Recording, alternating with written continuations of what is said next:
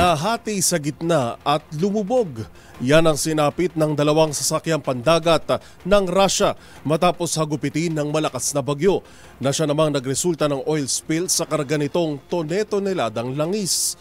Yan at ang iba pang mga napapanahong balita mula sa iba't ibang panig ng mundo sa loob ng isang minuto sa Global Headlines Report ni James Galange.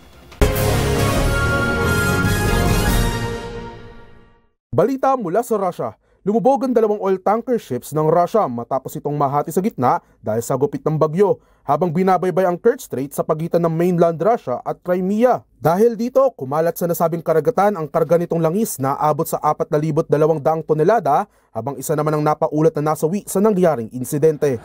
Samantala, balita naman mula sa Syria. Binuksan ng muli ang mga paaralan sa Damascus sa Syria, isang linggo matapos patalsikin sa pwesto si dating Syrian President Bashar al-Assad.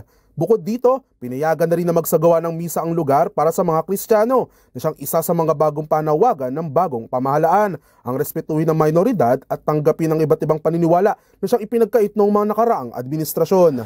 Sa iba pang balita, aabot naman sa halos 50 ang bilang ng sugatan, habang 3 naman ang nasawi matapos sumabog ang isang hinihinalang improvised explosive device sa gitna ng isang charity fair sa Tak Province sa Thailand.